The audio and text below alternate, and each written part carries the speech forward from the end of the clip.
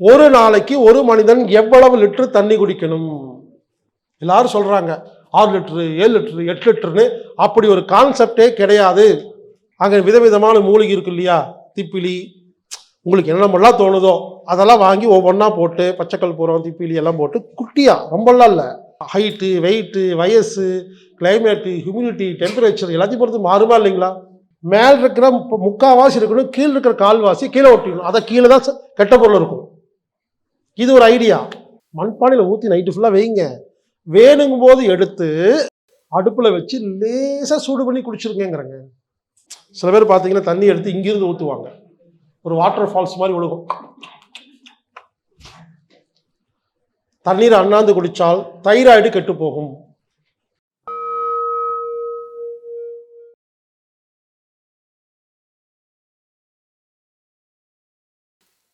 வெள்ளை கலர் பருத்தி துணியில தண்ணியை ஊற்றி இந்த பக்கம் எடுத்தோம்னா, நல்லா கவனிங்க, வெள்ளை கலர் பருத்தி துணி உடம்புக்கு துரோகம் பண்ற அந்த வைரஸை மட்டும் பிடிச்சி வச்சுக்குமாமா. ஒயிட் கலர் காட்டன் கிளாத்ல தண்ணியை ஊற்றி இந்த பக்கம் எடுத்துருங்க. எடுத்துட்டு அதை நல்லா கழுவி காய போட்டுருணும் மறுபடியும் யூஸ் பண்றதுக்கு. ஒயிட் கலர் காட்டன் கிளாத்து தண்ணி ஊற்றி எடுத்தோம்னா உடம்புக்கு துரோகம் பண்ற கண்ணுக்கே தெரியாத கிருமிகள்லாம் அதில் ஒட்டுதாமா. அதனால தான் அப்போ இருந்து இன்னைக்கு வரைக்கும் அதை நம்ம ஃபில்டருக்காக யூஸ் பண்ணிட்டு இருக்கோம். இதை பண்ணலாம். கொய்யா மர கட்டையை தண்ணிக்குள்ளே போட்டு வச்சா தண்ணி சுத்தமாகும். நெல்லிக்காய் மரக்கட்டையை தண்ணிக்குள்ளே போட்டு வச்சா தண்ணி சுத்தமாகும். கொய்யா மரக்கட்டை, நெல்லிக்காய் மரக்கட்டை, படிகாரம், சின்ன பீஸ் படிகாரம் தண்ணிக்குள்ளே போட்டால் தண்ணி சுத்தமாகும். தேத்தான் கொட்டைன்னு சொல்லி நாட்டு மருந்து கடையில் கிடைக்கும். தேத்தான் கொட்டை சின்னதாக புளியும் கொட்டை மாதிரி மஞ்சளாக இருக்கும், கிடைக்குங்க. கம்மியாக கிடைக்கும், கம்மி விலை கிடைக்கும். மண்பானையில் நைட்டு நாளைக்கு குடிக்க வேண்டிய தண்ணி ஊற்றி வச்சுக்கணும். ஒரு தேத்தான் கொட்டை எடுக்கணும், பானைக்குள்ளே கை விடணும். அந்த ஓடு இருக்கு இல்லைங்களா, ஓடு அங்கே உரசணும். ஓட்டை இப்படி உரசலாம், இல்லை சுற்றி உரசலாம், இப்படி உரசணும். இந்த பானையோட ஓட்டில் உரசும் பொழுது தேஞ்சு போய் அதுலேருந்து ஒரு பவுடர் வரும் இல்லைங்களா, அதை தண்ணியில் கலந்துடும் இல்லைங்களா, அவ்வளோதாங்க. கொஞ்சம் நேரம் தேய்ச்சிட்டு கொட்டை உள்ளேயும் போடலாம், வெளியே எடுத்துடலாம். இப்போ அந்த தேய்ச்ச உடனே அந்த சின்ன பவுடர் மாதிரி வருது இல்லைங்களா, தேத்தாங்கொட்டையை உரசி வர பவுடரு தண்ணியில் கலந்துருச்சுன்னா நைட்டு ஃபுல்லாக அது ப்ராசஸ் பண்ணி தண்ணி இருக்கிற எல்லா கெட்ட விஷயத்தையும் கீழ் நோக்கி கொண்டு போய் அமுங்கிடும். டைரெக்டாக தேத்தாங்கொட்டை பவுடரே கிடைக்குதுங்கிறாரு. Okay, good. ஒருவேளை அது டூப்ளிகேட்டாக இருந்து அவங்க பவுடர் கொடுக்காம இருந்தால் கொஞ்சம் யோசிக்கணும். நம்மன்னா கொட்டை கையில் இருக்குது, தேய்க்கும் போது கொஞ்சம் ஈஸியாக இருக்கும், கான்ஃபிடென்ட். புரிஞ்சுக்குங்க. மண்பானைக்குள்ளே கை விட்டு உரசுறதுன்னு ஒன்று இருக்கு இல்லைங்களா, இது ஒரு ப்ராசஸ். நைட்டு ஃபுல்லாக விட்டுறணும். காலையில் இங்கே பாருங்க, மொத்த தண்ணி எடுத்து குடிக்கக்கூடாது. மேல் இருக்கிற முக்கால்வாசி இருக்கணும், கீழே இருக்கிற கால்வாசி கீழே ஒட்டிக்கணும். அதை கீழே தான் கெட்ட பொருள் இருக்கும். இது ஒரு ஐடியா. பானைக்குள்ளே கை விட்டு உரச முடியலன்னா ஒரு கார்த்திகை விளக்கு வாங்கி வச்சுக்கோங்க, மண்பானை விளக்கு. அதில் தண்ணி அதை உரசுங்க, ஈஸியாக இருக்கும். உரசிட்டு தண்ணி எடுத்து உள்ளே ஊற்றிடுங்க. உள்ளே கை விட்டு உரசது கஷ்டங்க. ஒரு சின்ன மூடி இருக்கு இல்லைங்களா, மண்பானை மூடி, அதில் கொஞ்சமாக தண்ணி ஊற்றி உரசி ஊற்றலாம். மேலே பெரிய டேங்க் வச்சுருக்கீங்க இல்லையா, ஓவர் ஹெட் டேங்க்கு, அதில் போய் நீங்கள் என்ன பண்ணலான்னா இந்த மாதிரி உரசி கொஞ்சம் டெய்லி ஊற்றிடலாம். அந்த மொத்த தண்ணி சுத்தமாகுங்க. அந்த காலத்தில் கிணத்துல 5 கிலோ தேத்தாங்கொட்டை வாங்கி கிணத்துல போட்டுருவாங்களாமா, கிணறு சுத்தமாகறதுக்கு. இவருங்க நாட்டுக்கோட்டை செட்டியார்கள் இருக்காங்க இல்லைங்களா, தேவகோட்டை காரைக்குடி எல்லாம், அங்கெல்லாம் இது அவங்களுடைய குளம் வழக்கங்க. ஊரணி தண்ணின்னு இருக்கும். ஊரணி என்னன்னா யாரும் புழங்காத குடிக்கிறதுக்குன்னு வச்சிருக்க ஒரு குளம். இப்போங்க சில பேர் என்ன பண்ணுவாங்கன்னா ஊரில் போய் தண்ணி எடுத்துகிட்டு வந்து தேத்தான்கொட்டை உரசி தான் பயன்படுத்துவாங்க. இது நாட்டுக்கோட்டை செட்டியார்கள் பயன்படுத்துகிற ஒரு பழக்கம்.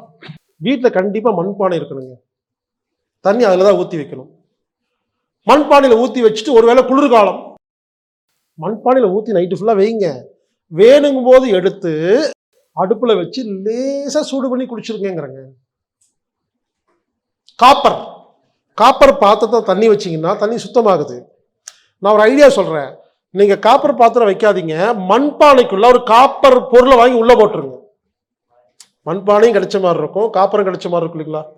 மண்பானைக்குள்ள ஒரு காப்பர் டம்ளர், காப்பர் காயின், இந்த மாதிரி ஏதாவது உள்ளே போட்டிங்கன்னா அது சுத்தம் பண்ணிட்டு இருக்கும்.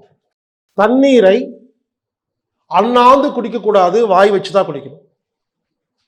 சில பேர் பார்த்தீங்கன்னா தண்ணி எடுத்து இங்கிருந்து ஊற்றுவாங்க, ஒரு வாட்டர் ஃபால்ஸ் மாதிரி ஒழுகும். தண்ணீரை அண்ணாந்து குடித்தால் தைராய்டு கெட்டு போகும். தண்ணியே அண்ணாந்து குடிக்கிறது கெட்ட பழக்கங்க. முஸ்லீம் எல்லாம் பாருங்க, இது ரொம்ப இம்பார்ட்டண்ட்டாக இருப்பாங்க. முஸ்லீம் தண்ணியை வாய் வச்சு தான் குடிப்பாங்க, உட்கார்ந்தா குடிப்பாங்க, ரூல்ஸ் எல்லாம் இருக்குதுங்க. தண்ணி எப்பவுமே வாய் வச்சு தான் குடிக்கணும். சரி, இப்போ நீங்கள் ஆஃபீஸில் இருக்கீங்க, அங்கே ஒரே ஒரு டம்ளர் தான் இருக்குது, 2 பேர் தண்ணி குடிக்க போகிறீங்க, நீங்கள் எடுத்து கண்ணு முன்னாடி குடிச்சுன்னு வச்சிங்களா, அவர் பார்த்துட்டு போயிடுவார். அப்போது அண்ணாந்து குடிங்க. ஆனால் ரூல்ஸ் இருக்குது, அண்ணாந்து குடிக்க அதை கண்ணாந்து ஊற்ற முழுங்காதீங்க. அண்ணாந்து ஊற்றிட்டு தலையை நேராக வச்சு மெதுவாக குடிச்சிட்டு மறுபடியும் அண்ணாந்து ஊற்றிக்கலாம். அண்ணாந்து ஊற்ற முழுங்கக்கூடாது. முடிஞ்ச வரைக்கும் வீட்டில் எல்லாம் இருக்கும் பொழுது நல்லா வாய் வச்சு குடிக்கலாங்க. தண்ணியில் நீங்கள் என்ன பண்ணுங்கன்னா, தண்ணியில் மூலிகை முடிச்சு அப்படின்னு சொல்லி நிறைய நாட்டு மருந்து கடையில் கிடைக்கும், இல்லை நீங்களே செய்யலாம். ஒரு வெள்ளை கலர் பருத்தி துணிங்க, நாட்டு மருந்து கடைக்கு போங்க, அங்கே விதவிதமான மூலிகை இருக்கு இல்லையா, திப்பிலி, உங்களுக்கு என்னென்னலாம் தோணுதோ அதெல்லாம் வாங்கி ஒவ்வொன்றா போட்டு, பச்சைக்கல் பூரம், திப்பிலி எல்லாம் போட்டு குட்டியாக, ரொம்பலாம் இல்லை, குட்டியாக மூட்டை மாதிரி கட்டி குடிக்கிற தண்ணியில் தொங்க விட்டுருங்க. என்னாகும், அந்த சத்து உள்ளே போயிட்டே இருக்குமா தண்ணிக்குள்ளே. குடிக்கும்போது நமக்கு மூலிகை சத்து கிடைச்சிருங்களா? தனியாக மூலிகை நம்ம சாப்பிடாம தண்ணி வழியாக சாப்பிட்லாங்க. மூலிகை முடிச்சு, வெட்டி வேர் தாங்க. தண்ணியை சுத்தம் பண்ணுறதுக்கு 1000 ஐடியா இருக்குங்க. அதை விட்டுட்டு யூவி, ஏவி, இசட்வி, ஆரோ, இது எல்லாமே உடம்புக்கு கெடுதலுங்க. அது எல்லாம் என்ன பண்ணுது, டிடிஎஸை குறைக்கிறேங்குது. சரி, வாட்டர் ஃபில்டர் நிறைய பேர் யூஸ் பண்ணுறீங்கல்ல, வாட்டர் ஃபில்டர் என்ன பண்ணுதுன்னு தெரியுமா? வாட்டர் ஃபில்டர் என்ன பண்ணுதுன்னா, தண்ணியில் உள்ள எல்லா பொருளையும் உறிஞ்சிட்டு வெறும் தண்ணி கொடுக்குதா இல்லையா? நான் கேட்குறேன், தண்ணியில் நல்ல பொருள் இருந்தால் ஏங்க உரியணும்? வாட்டர் ஃபில்டர் நல்லதுன்னு சொல்கிற டாக்டரை கூட்டிகிட்டு வாங்க. அவர் கொடுக்குற மாத்திரையை நல்லா பொடி பண்ணி தண்ணியில் போட்டு கழிச்சு, சார் நீங்கள் கொடுக்குற மாத்திரையை நல்லா பொடி பண்ணி தண்ணியில் போட்டு கழிச்சு வாட்டர் ஃபில்டர் ஊற்றிடுறேன் சார், அது இருக்கிற கெட்டதெல்லாம் அந்த ஃபில்டர் எடுத்துக்கிட்டோம், மிச்சம் தான் சாப்பிட்றேன்னு சொல்லுங்க. மாத்திரை அப்படியே தான் சாப்பிடணும், அதெல்லாம் எல்லாம் உறிஞ்சிரும் பாரு. இப்போ நீ கொடுக்குறது தப்பான்னு கேளுங்க. ஆப்பிள் ஜூஸை வாட்டர் ஃபில்டரில் ஊற்றுங்க, வெளியே ஆப்பிள் ஜூஸாக வரும். ஒன்று அந்த ஃபில்டர் இருந்துச்சு, இது ஆப்பிள் பா உடுப்பான சொல்லும். ஆப்பிள் ஜூஸ் வாட்டர் ஃபில்டரில் ஊற்றி தண்ணி தாங்க வெளியே வருது. அப்போ அதுக்கு அந்த ஆப்பிள் நல்லதா கெட்டதாலும் அந்த ஃபில்டர் தெரியாதுங்க. வாட்டர் ஃபில்டர் என்ன தெரியுமா பண்ணோம், நல்லதோ கெட்டதோ எல்லாத்தையும் உறிஞ்சிட்டு தண்ணி அனுப்புங்க. புரிஞ்சுக்கங்க, காசு கொடுத்து வீட்டில் வாங்கி வச்சுருக்கேங்க தேவையில்லாத பொருளை. அப்படியே நீங்கள் வாட்டர் ஃபில்டர் பயன்படுத்துகிறதா இருந்தால், எல்லாத்துக்கும் நான் சோல்ஸ் வச்சுருக்கேங்க, காசு கொடுத்து நிறைய பெரிய வாட்டர் ஃபில்டர் வாங்காது. இருக்கிறதே கம்மி விலையில் 2 எவர் சில்வர் பாத்திரம் இருக்கும், நடுவில் ஒரு ஃபில்டர் சின்ன சிம்பிள் வாங்குங்கிறது. ஆக்சுவலாக அதுவே பயன்படுத்தக்கூடாது. நீங்கள் கேட்குறனால வாட்டர் ஃபில்டர் பயன்படுத்தவேன்னு அடம்பிடிச்சிங்கன்னா காஸ்ட்லியாக வாங்காதீங்க. இருக்கிறதுலையே ரொம்ப கம்மி விலையில் 2 பாத்திரம் இருக்குங்க, மேல் பாத்திரத்தில் ஒரு ஃபில்டர் இருக்கும், அவ்வளோதான். இதை சிம்பிள் ஃபில்டர், அட்லீஸ்ட் இதை பயன்படுத்துங்கிறாங்க. கடைசியா, ஒரு நாளைக்கு ஒரு மனிதன் எவ்வளவு லிட்டர் தண்ணி குடிக்கணும்? எல்லாரும் சொல்றாங்க 6 லிட்டரு, 7 லிட்டரு, 8 லிட்டருன்னு. அப்படி ஒரு கான்செப்டே கிடையாது. நான் ஊட்டிக்கு போயிடுறேன், குழுக்குழுன்னு இருக்கு, ஒரு நாளில் மொத்தமாகவே நான் ஒரு 1 லிட்டர் தான் குடிச்சிருப்பேன். சென்னைக்கு வந்துடுறேன், அப்படி உப்பு காற்று அடிக்கு தட்டி வேர்த்து ஒழுகுது. சென்னையில் நான் ஒரு 8 லிட்டர் குடிப்பேன். ஊட்டியில் ஒருத்தர் ஒரு சுட சுட ஒரு சமையல் ரூமில் வேலை செய்கிறாரு, சமையல் ரூமில் கொதிக்குது, அவருக்கு 8 லிட்டர் வேணும். சென்னையில் ஒரு சிறு குழு ஏசி ரூமில் உட்காந்துருக்காரு, அவருக்கு 6 லிட்டர் போதும். இன்றைக்கி நான் 8 மணி நேரம் தொடர்ந்து பேசுகிறேன், நிறையா தண்ணி குடிப்பேன். நாளைக்கு நான் பேசவே இல்லை, குடிக்க மாட்டேன். புரிஞ்சுக்குங்க, ஒரு மனிதனுக்கு எவ்வளோ தண்ணி வேணுங்கிறது எப்படி தான் முடிவாகும்?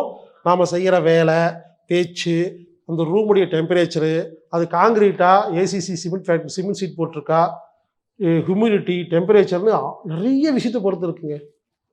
அப்படி இருக்கும் பொழுது எப்படிங்க ஒரு நாளைக்கு 4 லிட்டர் 8 லிட்டர் யாருங்க சொல்ல முடியும்? இதுவே ஒரு ஸ்கேமுங்க. நான் சொல்லட்டுங்களா? பசி எடுத்தா சாப்பிடணும், எவ்வளோ வேணுமோ சாப்பிடணும்னு சொன்னோம், அதே தாங்க தண்ணிக்கு சிம்பிள். இனிமேல் தாகம் எடுத்தா தண்ணி குடிங்க, ஆசை தீர குடிங்க, மறுபடியும் தாகம் எடுத்தா குடிங்க, இவ்வளவுதாங்க. இப்படி சொல்லி நிறைய பேர் குடிக்காம இருக்கீங்க. முதல்ல தாகம்னா புரிஞ்சுக்கங்க. தாகம்னா தொண்டையில வறண்டு போய் அதுக்காக வெயிட் பண்ணிட்டு இருக்காதுங்க. தாகம்னா தண்ணி குடிக்கலாங்கிற ஒரு எண்ணம் வரும், திடீர்னு தோணுச்சுன்னா கொஞ்சம் குடிங்க. புரிஞ்சுக்குங்க. இப்போ குழுன்னு இடத்துல இருக்கீங்க, ஒரு நாளைக்கு 10 முறை தாகம் எடுக்குது, 10 டம்ளர். வெயில் பிரதேசத்துக்கு போயிடுறீங்க, அதே 10 முறை தாகம் அடிக்குது, ஒவ்வொரு முறையும் 1 லிட்டர் குடிக்கிறீங்க, இப்போ 5 லிட்டரு. அதனால இப்போ இருந்து புரிஞ்சுக்குங்க, தண்ணிக்கெல்லாம் அளவெல்லாம் கிடையாது. தண்ணி அளவுக்கு அதிகமாக குடித்தாலும் வியாதி, கம்மியாக குடித்தாலும் வியாதி. அளவாக குடித்தா ஆரோக்கியம். அந்த அளவு நான் நாளைக்கு எவ்வளோ குடிப்பேன்னு எனக்கே தெரியாதப்ப நான் எப்படி உங்களுக்கு சொல்லித்தர முடியும்? அவங்க உடம்பு யோசிச்சு பாருங்க. ஒரு நாளைக்கு 4 லிட்டர் 5 லிட்டர்னு சொல்கிறாங்களே, ஒரு குழந்தை, இப்போ இந்த பையன் இருக்கிறாரு, அவருக்கு அளவு மாறுமா இல்லையா? இன்னொருத்தர் கொஞ்சம் குண்டாக இருக்கிறாரு, 150 கிலோ இருக்கிறாரு, அவருக்கு அதிகமாக இருக்குமா இல்லையா? ஹைட்டு, வெயிட்டு, வயசு, கிளைமேட்டு, ஹியூமிடிட்டி, டெம்பரேச்சர் எல்லாத்தையும் பொறுத்து மாறுமா இல்லைங்களா? ஏங்க தண்ணிக்கெல்லாம் கணக்கு பண்ணாதீங்க. நிறைய பேர் என்ன பண்ணுறாங்க, நிறைய தண்ணி குடிச்சா ஆரோக்கியம்னு கஷ்டப்பட்டு குடிச்சிட்டு இருக்காங்க. சில பேர் குடிக்கிறதே இல்லைங்க. இனிமேல் அளவெல்லாம் தெரியாதுங்க, எப்போ தோணுதோ அது ஆசை தீரணும். என்னென்னா சும்மா இல்லைங்க, தண்ணி குடிக்கும்போது நீங்கள் இது மருந்து அப்படின்னு நினச்சி நல்லா ஒரு சொம்பு எடுத்து நல்லா ஆசையரை குடிங்க. நீங்கள் சின்ன டம்ளர் குடிச்சிங்கன்னா கொஞ்சமாக குடிச்சுன்னு போதும்னு தோணுங்க. பெரிய சொம்பில் ஆசையரை குடிங்க, எவ்வளோ குடிக்க முடியுமோ குடிக்கலாங்கிறாங்க.